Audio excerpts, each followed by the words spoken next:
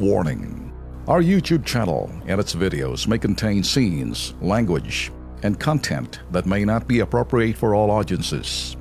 These videos include surveillance footage, undercover pursuit of suspects, actual police and rescue operations, and fearless confrontations.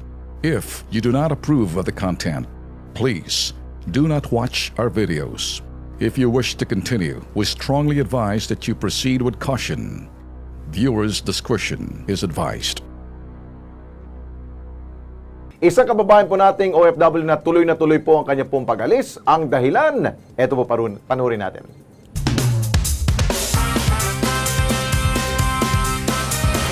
Ang namumroblema ngayon dahil sa kanyang dokumentong iniipit ng isang ahensya. Diyos ko po. Mario Joseph. Hindi makuha ang pasaporte at mga importanteng dokumento mula sa Placewell International Services Corporation.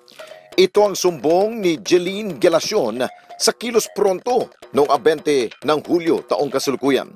At para aksyonan ang panggigipit kay Jeline, sinubukan naming tawagan ng Placewell International Services Corporation, ngunit hindi ito sumagot. Dapat ilagay na natin sa Shane campaign tong tubag na to. Placewell, makinig kayo. Malapit na matapos ang inyong maliligayang araw. Mga putok sa buhong, mga buwang kayo, kasi kayo ang kakapal na mukha nyo. Ewan ko kung saan kayo humuhugot ng tibay ng sikmura at kapal ng mukha. Kinabukasan, 21 ng Hulyo, pinunta namin ang Placewell International Services Corporation sa lungsod ng Maynila upang tuldukan ang paulit-ulit na reklamo sa kanilang ahensya. Pagdating sa naturang lugar, agarang inasikaso at ibinalik ang pasaporte at iba pang dokumento ni Jeline Gelacion. Pampihira, kung hindi pa namin samahan, hindi pa aksyon. Daghang salamat kaninyo Sir Ben Tolpo, Sir Erwin, Sir Alex Santos.